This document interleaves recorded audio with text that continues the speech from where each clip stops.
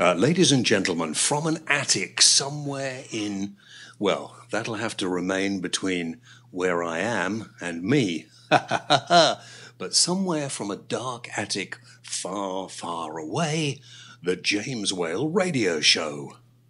James Whale, the voice of reason on the James Whale Radio Show.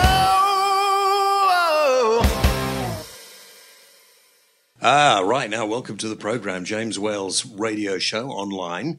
Every week, welcome to all those of you who are new listeners. Welcome to all our friends who are coming and joining us, and those of you who join us every week. Monsieur Kevlar Taxi, to name but one. So this is a special program, really, Rob, is it not? It's episode number 52. I'm sure that means something. I think that means that this is our anniversary of 1 year. 1 year of the James Whale Radio Show.co.uk. Wow, has it been a year already? I think it has. And did I see that after a year of doing this show, you went back to doing a Dead Air podcast the other day? I might have done. Should I read anything into the fact that you're now moonlighting with some other bloke? I wouldn't call it moonlighting. Well, what do you call it? A bit of... Don't they call it a foreigner?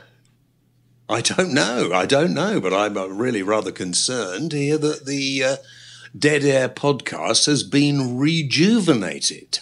What? Did you listen? No, of course not. Oh, didn't think you would. What was it about? We did a bit on Scotland.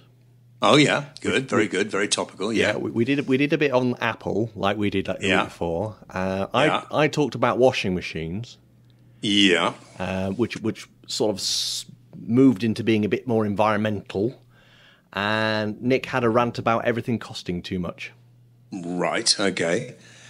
So that sounds exactly like this program, doesn't it? Yeah. Are you saying that I should forget doing the Dead Air podcast and just stick to this show? No, I was thinking, you could forget about this show and I'll find another producer. Oh, okay. Well, I thought we had this out when we started the program.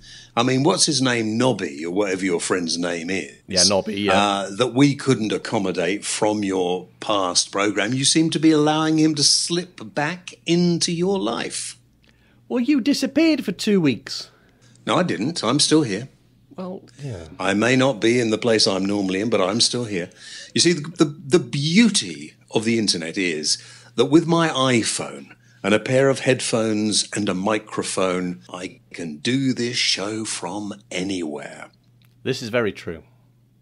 And as you know, I work from time to time for people that I can't mention. Mm-hmm. On jobs that I can't talk about. Mm-hmm. In countries that I can't name. Well, you could name the countries, couldn't you? I can't name anything because I am deep, deep undercover. In the attic. I'm in an attic, not the attic. I'm in an attic, hiding out at the moment, can't go anywhere. Uh-huh. That's why I have time to put this program together. And because it is our 1 year anniversary, I thought I had to be here. I had to be here with the fans, with the friends, and with all those people that I've known and grown to love and to hate. You mean me? No, you were the last person I was thinking of, okay. Particularly as you're trying to reignite the flames of a foregone romance with your mate Nobby. Oh, I'll tell him to do one then. Well, you might need him. I'm, as you know, undercover at the moment, carrying out a mission that may save the world. That's the beauty of doing programs on the internet. And the reason I am speaking fairly quietly during the show. Okay. It's not got anything to do with waking people up then? No. Well, you don't know. I may be in the middle of a city. I may be out in a desert, in a jungle. I'm in an attic of a property, wherever that may be. Other people who don't know that I am here broadcasting to the world. I saw a picture of you on the beach the other day. Did you? Yeah, I did. Yeah, but you don't know if that was the beach or whether that was in the middle of a desert.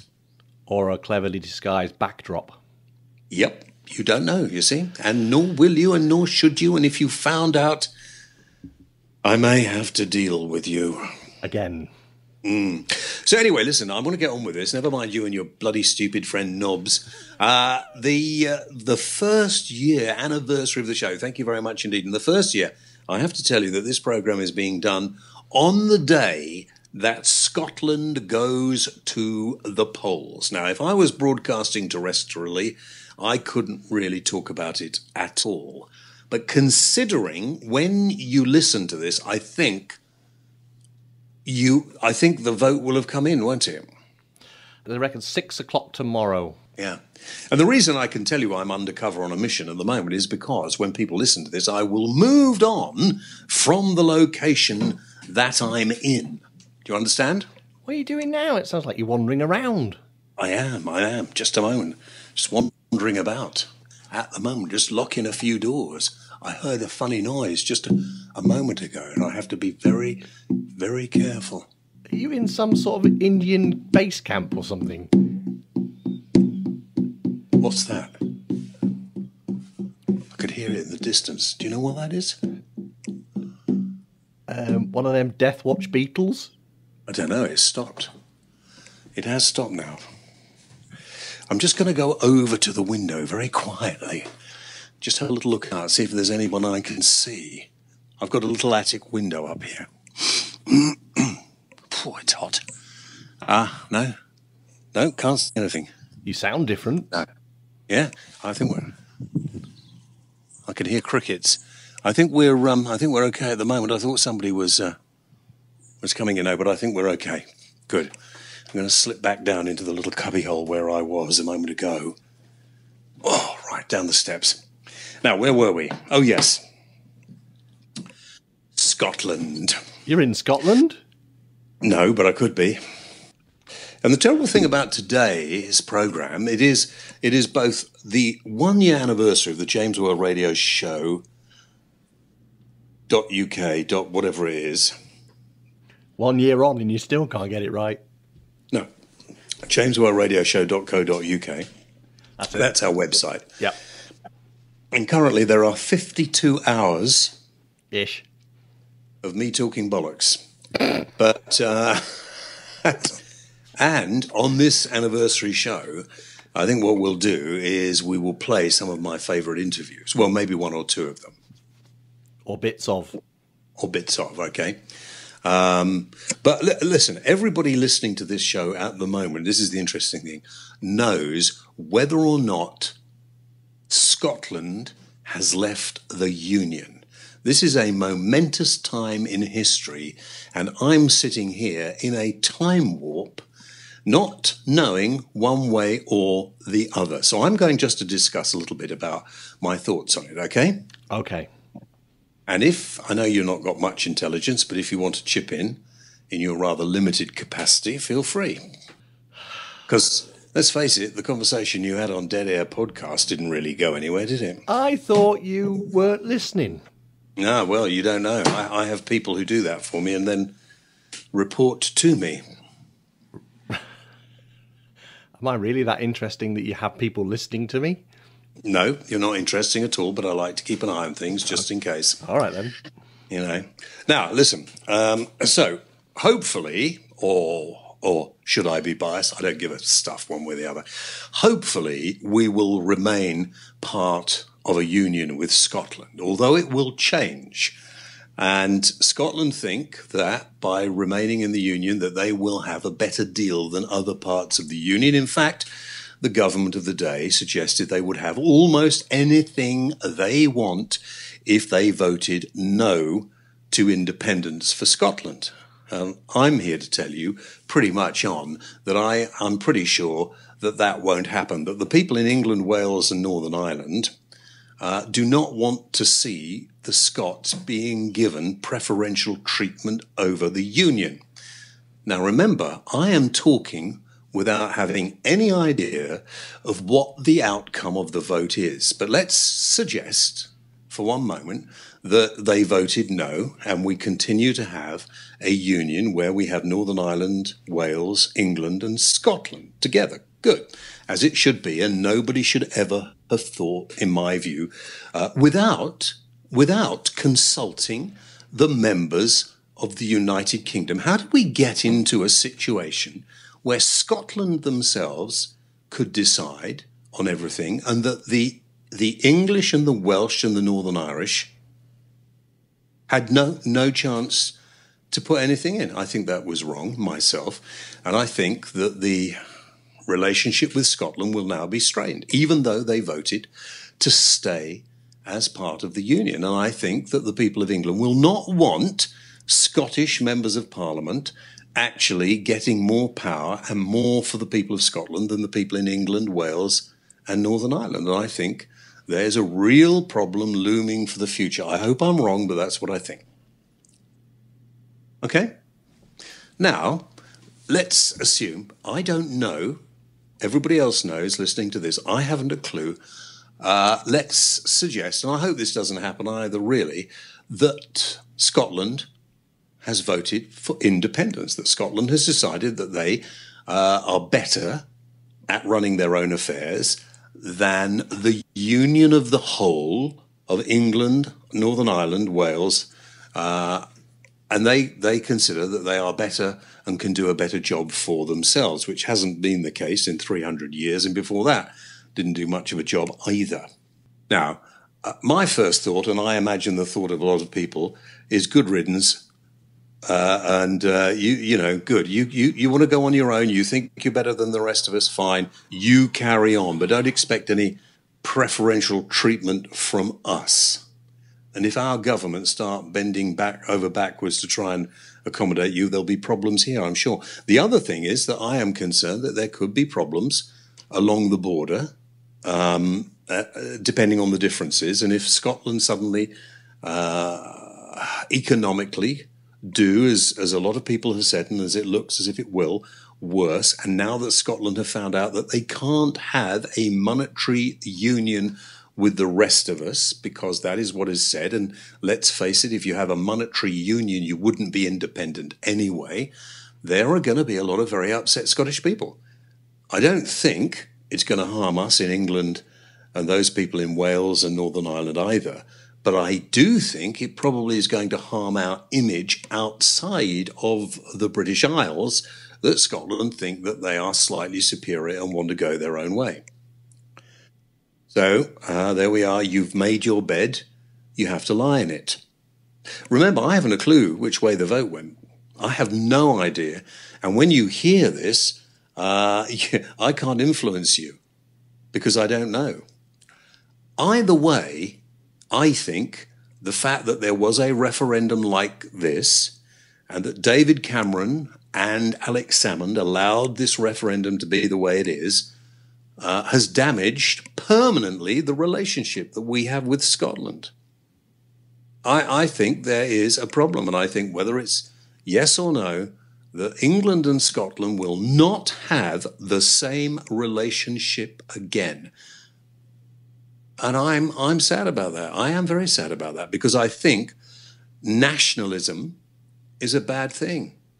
I think those people who want to be, whether they're little Englanders, little Scotlanders, little Waleses or Northern, we have seen the kind of problems there are around the world. And there are other countries within France, within Spain, within various other countries where there are smaller countries that wish to have their independence, where there has been an enormous amount of violence. I don't for one moment think that's going to happen. I sincerely hope it won't with England and Scotland. But 300 years ago, before the Act of Union, it was a very, very difficult relationship. And I just don't know why. This world has decided to go into reverse. Ever since the Arab Spring seems to have brought nothing but trouble to the Middle East, now Scotland wanted to have their say.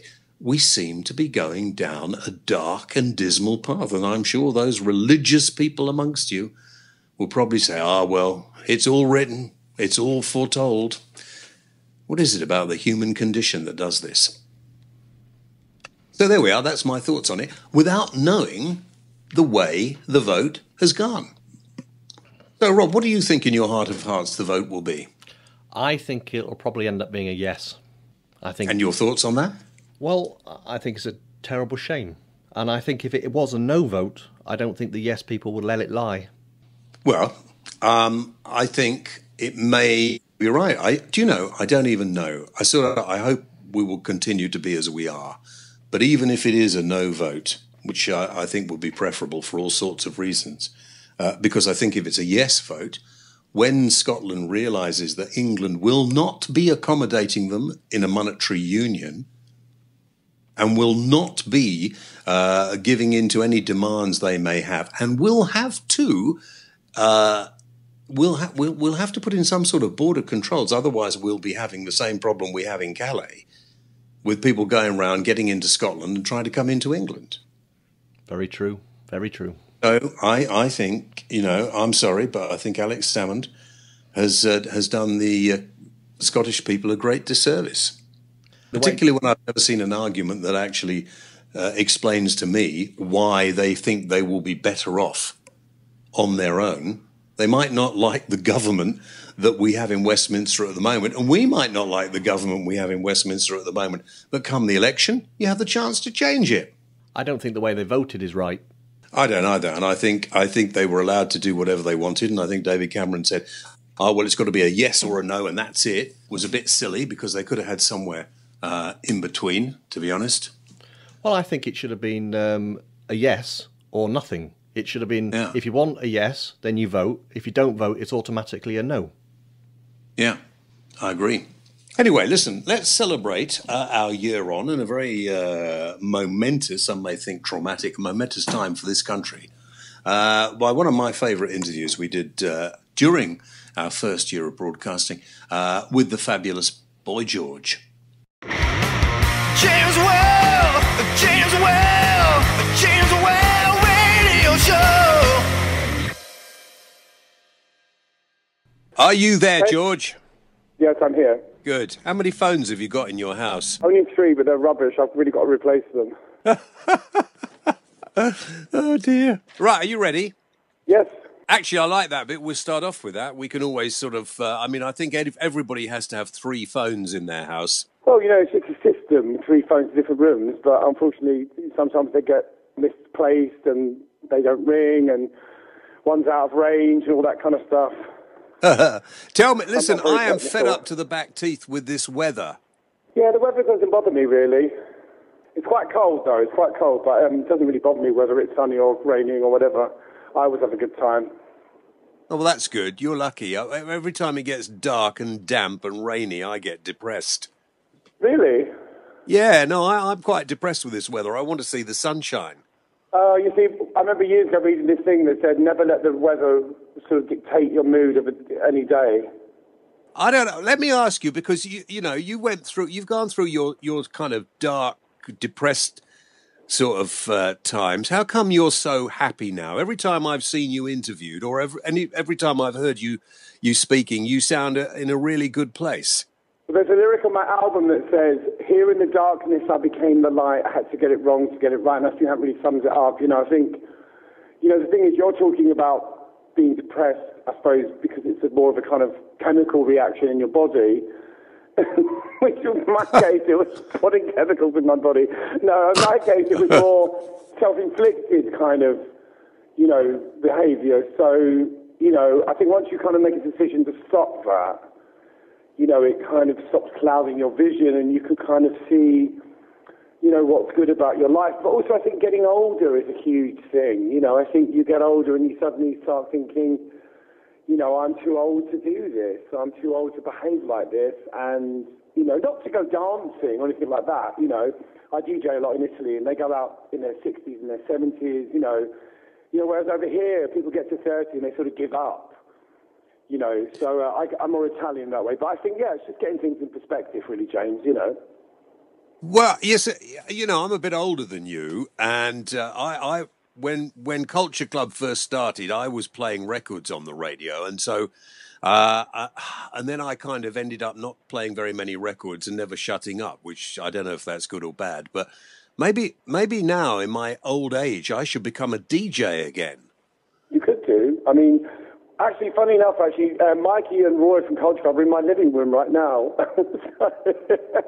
We sort of gone full circle. So maybe you should become a DJ. Well, I tell you what, we'll get on to talking about more about you in a minute, but I tell you what I'm missing. I'm missing reggae. Well, it's almost summer, so you're going to get two wishes on you, because the sunshine usually brings reggae music. I mean, that's the thing about summer. You suddenly start hearing Bob Marley everywhere, and people start playing kind of lovers rock, and, you know, it's definitely something to do with the sunshine. You know, this isn't really reggae weather, although I play reggae all the time. But when I was a kid, I used to go to basement clubs in Brixton long before I ever started working in the media. And there was some of the most amazing music. Music generally has got quite cliquey again, you know, like everything's genrefied. And, you know, in the way that, you know, radio has become very formulaic now. You know, like if you go back to the 70s, which I always do, if you think about the 70s as a decade, it was the most bonkers decade. You know, you turn on Top of the Pops, you'd have Mrs. Mills playing a piano, you'd have disco, you'd have reggae, you'd have Cliff, you'd have all these sort of really contradictory things happening at the same time. And radio was like that.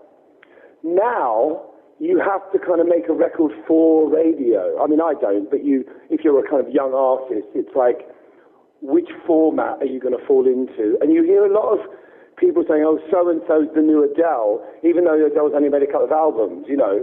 It's very different now. So we were kind of lucky to kind of, I mean, 60s, 70s, you know, even 80s to some degree, and the 90s. There was a bit of, seemed like there was a bit of freedom, and it felt like the artists were dictating the art form, and that isn't the case anymore.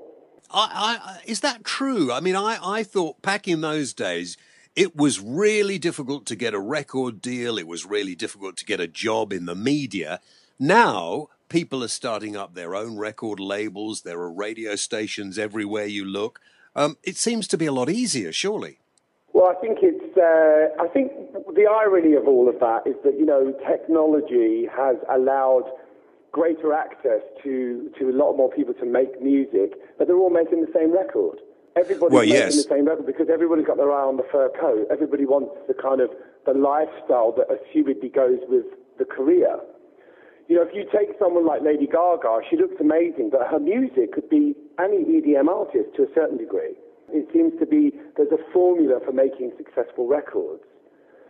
And, you know, I'm lucky because I'm old as well, so I don't have to kind of try and compete with the youngsters, and I'm so relieved to go back to the sort of 60s, to the music that I love, because that kind of music never really kind of goes away. You know, it's always kind of, people always love it, you know. But I think if I was an artist right now, I would really struggle. I come from an era, you know, where artists that I loved, every record that Bowie made was like, what's he doing now? You know, it was like a completely different person. Yeah, but, you know, the interesting thing is, I was watching the Grammys the other night, and I don't know whether you saw it or not, but Paul McCartney and Ringo Starr got together and played a number, and I thought, and I'm sorry, I'm going to commit some kind of heresy or whatever now, but I just thought it was terrible. I thought, what a shame. Why do that? Because they wouldn't do it when the four of them were all able to do it. Why just the two of them do it now?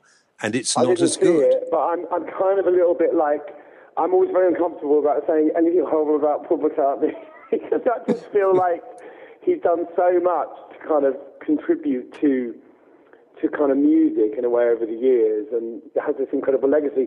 So I'm a little bit blinded when it comes to Paul McCartney. The Beatles, the Rolling Stones, you know, I'm a little bit kind of, you know, it's like, I find it difficult because I'm a big fan, you know, so I find it really difficult to join in when people start slagging them off. All right, listen, when I was at school, you were either a Stones fan or a Beatles fan. Obviously, I was a Stones fan. What about you? I've always loved both. I mean, I think the Beatles, you know, I'm a massive John Lennon fan, obviously, but I loved Wings. You know, when Wings were going, we all loved Wings. We're all liars. We all loved it. I mean, I remember playing those records, you know, very loudly, you know, and, you know, I've always loved kind of, you know, both those bands, you know, the Stones for different reasons, the Beatles because they're the Beatles and they've done incredible things, you know, Sgt. Pepper, Revolver. You know, most bands can kind of say, oh, I've got 3 or 4 great songs, you know. But when you look at the Stones and the Beatles, there's just endless. You always remember another song. Oh, I remember that one, this one, you know. I was rowing with a 10-year-old girl about 2 weeks ago about the Stones. This 10-year-old girl was trying to tell me they were rubbish. And I was like, you will not always feel like this. You will grow out of that feeling. Yeah, but the interesting thing is you have to listen to a lot of these people when they were at the height of their career. In the same way, I don't know, for argument's sake, towards the end of Sinatra's life, he wasn't singing as well as he used to. No, but it's a hard one because when it's what you do, you know, I think, you know, smart people kind of bow out when it's kind of, you know. Will you know when to do that? For me, there's a point where I know I won't be able to wear makeup anymore. I've still got a few years left. There is just not a time. The older you get, the more makeup you need. Really? No, I don't think that's true. I think when I was younger, I was kind of under the impression that I couldn't be seen without my makeup. Now I just, you know, only for special. I'm like a Jamaican lady going to church. If you've got part of Culture Club in your living room, can we surmise that there is going to be a sort of another Culture Club record coming out? Yeah, we're writing at the moment. I mean, obviously, at the moment I'm doing my record, so I'm off to America next week to promote my record. I'm touring for the most of this year with my band, and then we are looking at doing some recording late summer, hopefully to get something out before Christmas. But, you know, we're not, until the music's right, you know, we're not really planning when we're going to do it. We've got a rough idea of what we want to do, but things don't always pan out how you want. But at the moment, we're just really enjoying writing. Well, I hope Culture Club do have a huge smash, because I loved Culture Club. I loved all that sound. But then that's my age, probably. I don't know. But let's talk about the new single. Let's talk about My God. Yeah. Because I just think it's one of the best, and I sound slightly sycophantic, and for me that's not really a good sound, but I think it's one of the best things you've done. Oh, thank you very much. You know, I'm very proud of the whole record, and I was actually expecting a little bit more of a reaction to the song, because a couple of people did say, oh, it's controversial, and I was like, really? It didn't feel like it was, you know, but I'm surprised that you know, there hasn't been more of a reaction to it. But it is a very positive song, and actually what I'm really saying is that, you know, often the people who say they have the most faith are the ones that are the most judgmental and critical and unkind. And so I'm saying, you know, if you have God in your heart, whoever that God may be, you really should be kind of giving out fruit and wearing a grass skirt. You know, you should be full of the joys of life, really. And I'm often surprised when I meet really, really religious people who just aren't joyful. You think, well, what's the point? Did you want the song to cause more of a stir than it has? No. I think it's going to cause a stir, by the way. You do? I'm making it my life's work for the next couple of days. Well, that's not my ambition.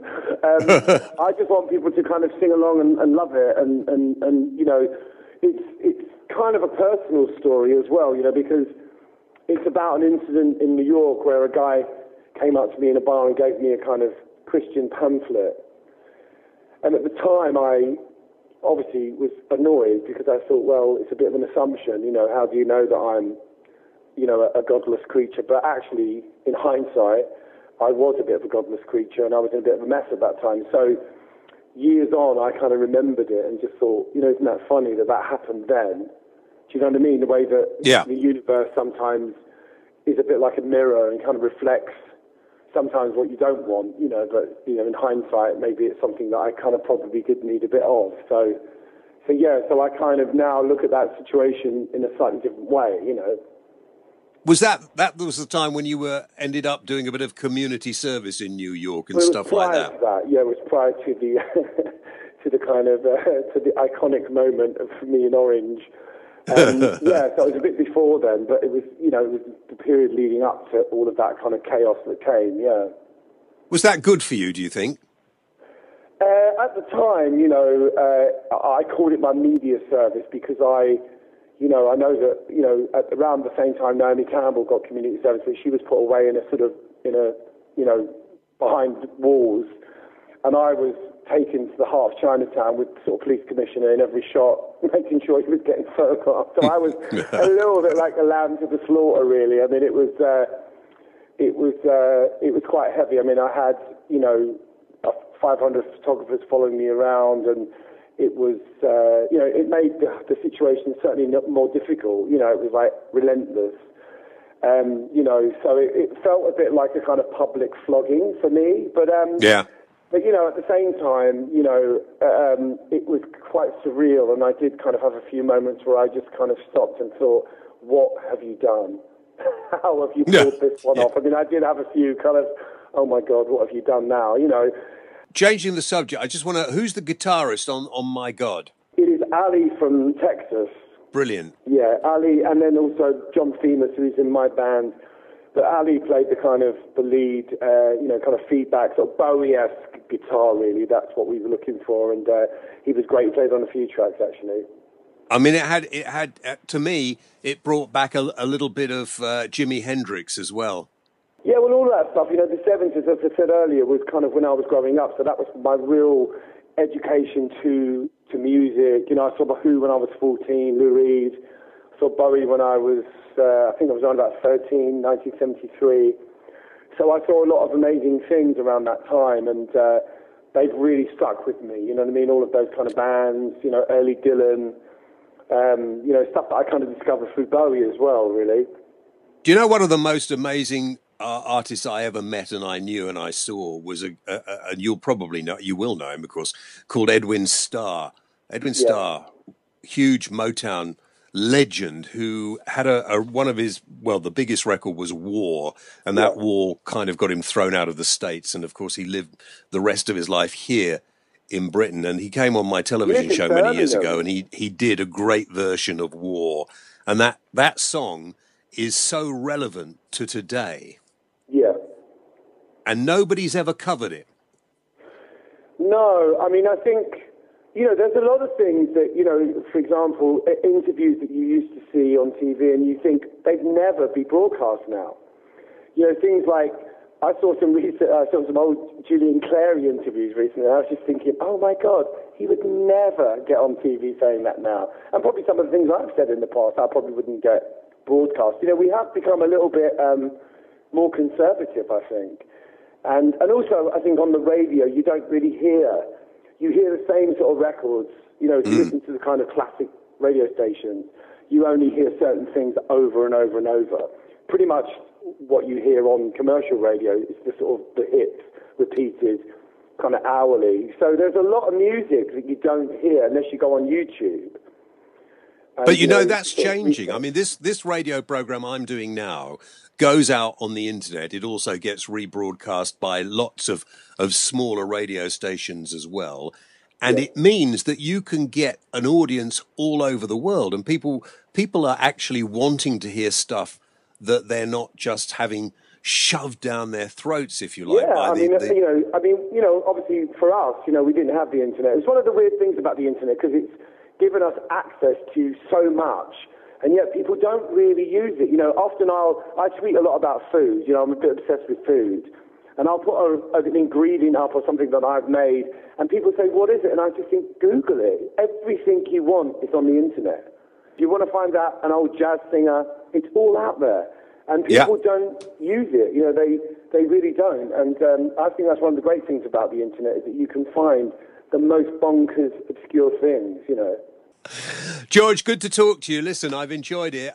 If people haven't heard the new single, it's worth. And if you're religious, whether you're a Muslim, whether you're a Baptist, I don't know, an Anglican, a Christian atheist or something, listen to the words of the song, My God, because I think it probably answers an awful lot of questions that are causing the world problems today. Oh, bless you. George, thanks, mate. Bye. Would you like a free audiobook? Our friends at Audible are giving everybody a free audiobook just by going to the James Whale Radio Show website, jameswhaleradio.co.uk. All you need to do is click on the Audible link, register, and you'll get your free audiobook. It's a bit like a book club, and remember, you can leave at any time and you still get to keep your free audiobook. So what are you waiting for? Just head over to the James Well Radio Show website, jameswellradio.co.uk, and click on that Audible link now. There we are. That was the incredible Boy George. And we've had all kinds of interviews, whether they are frivolous, sometimes interesting, and sometimes serious. May I also say, of course, you want to hear some of the previous programs, go to jameswellradio.co.uk, and all our whole year of programs are there, which include some music, a chat, and all sorts of stuff. So anyway, also, haven't we've got the shop to go to. You've got our shop. You can buy all kinds of presents, get copies of my fantastic autobiography, although you don't have to. You can get a signed copy, signed by me, because I've signed millions of the bloody things. And what better present? What better present for somebody with pictures of me as a baby? Oh, yeah. And go to the shop, jameswellradio.co.uk/shop, and find out more about the wonderful goodies that are available in there as well.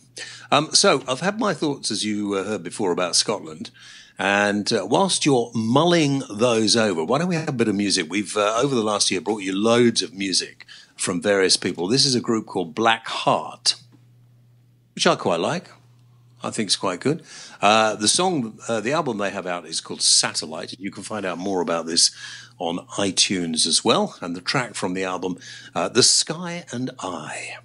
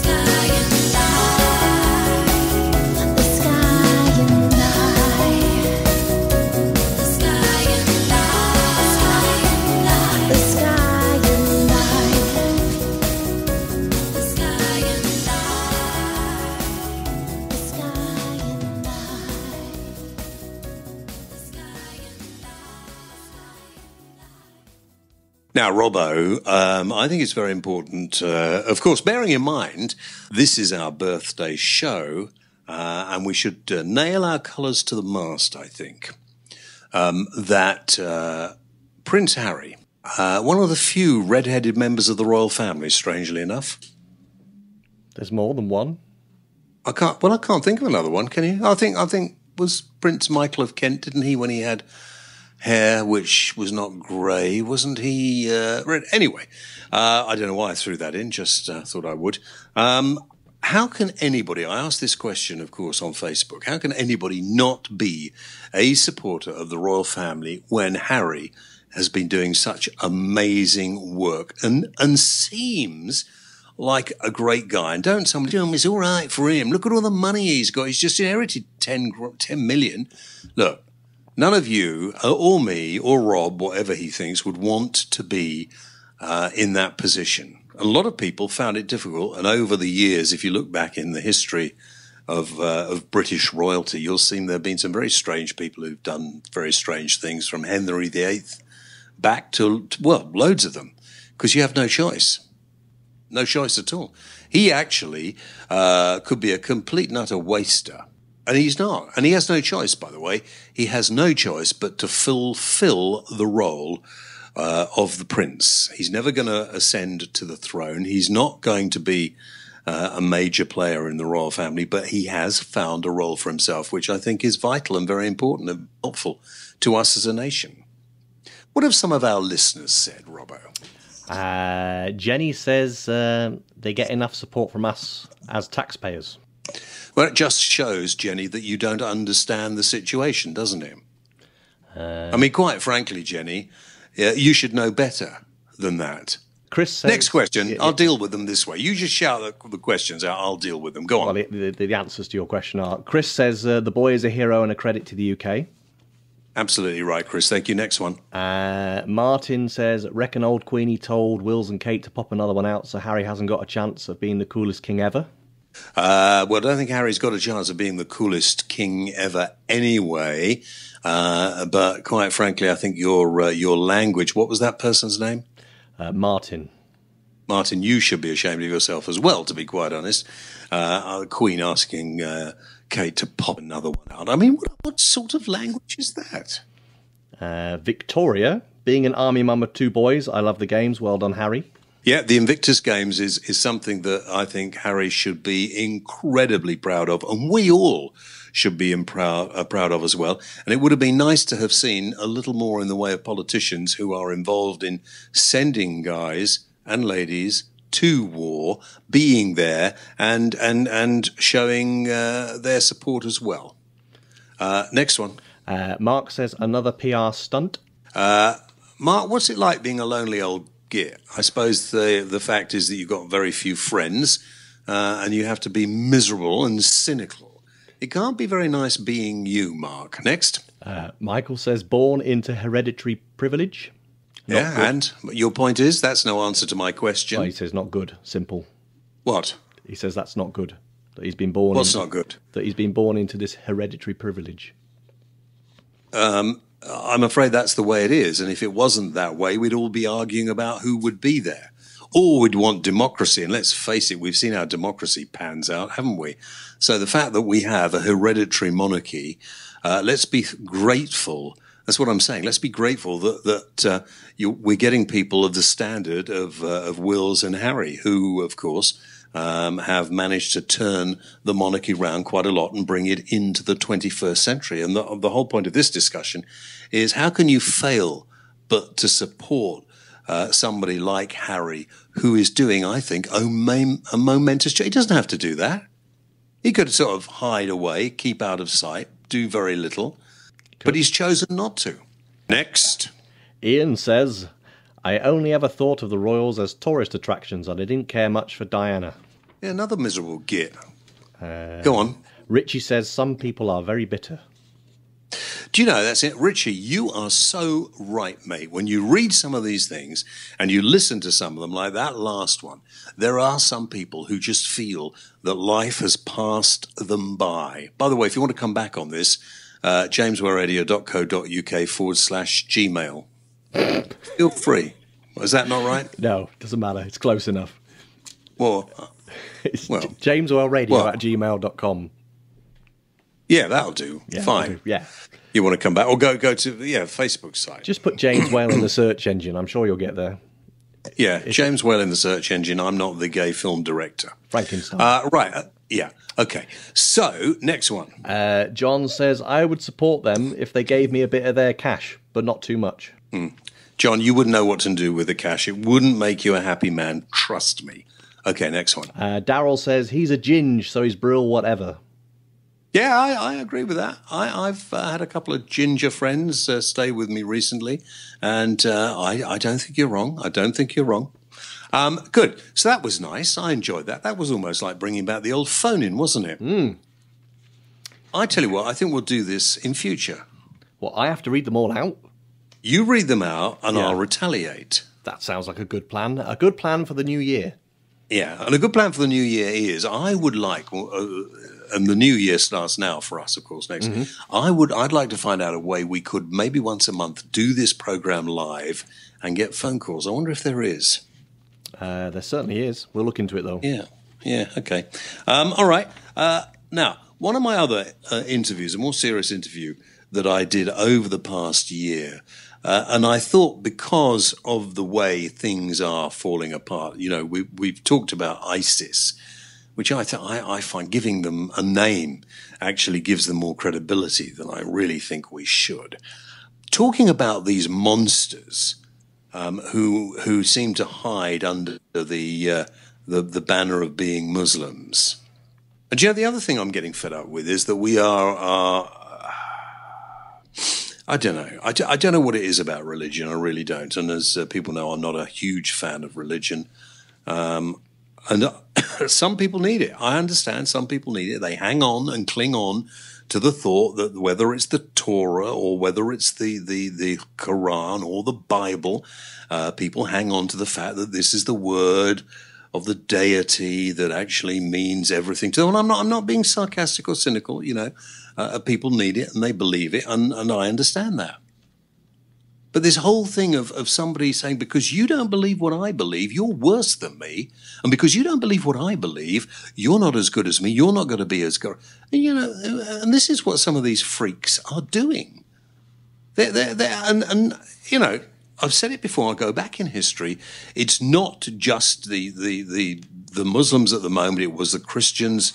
I'm not too sure how Jews went on about what they did in the past of their religions either, but I do know, and if you look back, and that's why I'd like to see a different flag for England, I must admit, because what the Crusaders did in the Middle Ages is not really something we ought to be proud of.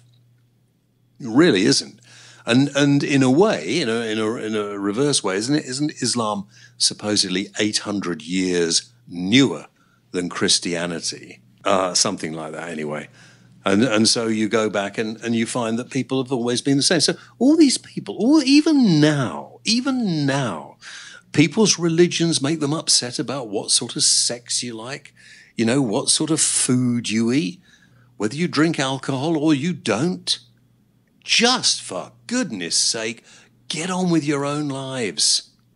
Everybody, just get on with your own lives. Enjoy your own life. Make your own life as good as you possibly can. And perhaps during that, you can make other people's lives that are near you as good as it can be too. Is that too much to ask? Why are we all so afraid of dying? There's another question. Is that why religion has such a hold over people? Because we really need to believe that after this life, there's going to be some great life if we behave ourselves. Is that what people want? I hear you are very quiet, Rob. I'm a Jedi, so I come back. You're a Jedi, my foot. I come back after death. Yes, of course, as a robot. Now, just before I leave you for this week, one of my other hats that I wear is I am the chairman and founder, for my sins, and there have been many, of the James Whale Fund for Kidney Cancer. And I set this after I was diagnosed with kidney cancer 15 years ago. I set this charity up. But to cut a long story short, one of our fundraising activities, I'm a big fan of curry. And so every year we have Britain's biggest curry party, and to raise money for the charity. And just to give you a little bit of information about it, the charity runs a helpline. The charity helps people who have been newly diagnosed with kidney cancer. It carries out patient days. We also have an online training program for nurses, and we're hoping to introduce one this year for doctors as well, so that they actually know more about kidney cancer, can recognize the signs as well, and then maybe people can get treated early. So in October, we have this Britain's biggest curry party. In fact, Robbo, tell us exactly what the dates are. 17th to the 25th of October. 17th to the 25th of October. Rob is absolutely right. And what we ask people to do is to either have a night out in your favourite Indian restaurant, and maybe everybody sort of puts a $5 in an envelope and sends it in to the charity, or to cook a curry at home, invite your mates round and ask them to put some money in for the marvellous curry that you have cooked. Now, if you go on the charity website, which is jameswhalefund.org, and we can put this all on our website, can't we? Of course we can, yeah. Then you can get in touch with the charity, and we will send you all sorts of stuff for you to organise your curry party. And if you could do that and help us raise some money this year, we would be eternally grateful. And for anybody who has been diagnosed with kidney cancer, please go to the website, and any information, any help you need, we will give you. jameswhalefund.org. Check that out. We'll put it on our website as well. And who doesn't like a curry? Who doesn't like a curry? Even I like curries. Yeah. What's your favourite? I like a Rogan Josh. I like a jalfrezi. Oh, it's a bit too hot for me. And I also, of course, because you're a bit of a wimp, I also, well, actually, to be honest, apart from kormas, I love all curry. I'm not too keen on a korma. It's a bit weak, isn't it, really? It's not curry, it's more of a sort of, I don't know what it is, really. Hot yogurt. It's like Coronation chicken. Hot yogurt, yeah, you're right, hot yogurt. But please, listen. Please, if you can help us, and things are difficult at the moment, obviously, for a lot of very small charities. Every year, there are about 14,000 people diagnosed with kidney cancer, and about half of those die. So as many people as die on the roads of Britain every year die from kidney cancer, but it is a fairly unknown cancer. And so I would ask you, if you can help us, please get in touch. Go to the website, jameswhalefund.org, and you can find out everything you need to know there. Well, there we are. That's it. Our 1 year anniversary of the jameswhalradioshow.co.uk. I must admit, I was expecting a cake. Were you? Yeah. Okay. Well, I'm going to make one, and I'm going to eat one here. But as I said at the beginning of the show, I'm up in my garret somewhere, carrying out secret business, but I will be back in my normal studio next week. Be careful. Yeah, I will. No, don't worry. I'll be careful. Mind that third step on the bottom. Yeah. I'll be careful, but just remember, I'll leave the message in the usual place, all right? Okie dokie. Now, be stumm. And don't tell anybody I called. Okay. Take it easy. All right, shh. James Whale, the voice of reason on the James Whale Radio Show. You're listening to the James Whale Radio Show. For more information, visit www.jameswhaleradio.co.uk. Why not check us out on Facebook.com/James Whale Radio Show, or follow James on Twitter @The James Whale. James Whale, the voice of reason.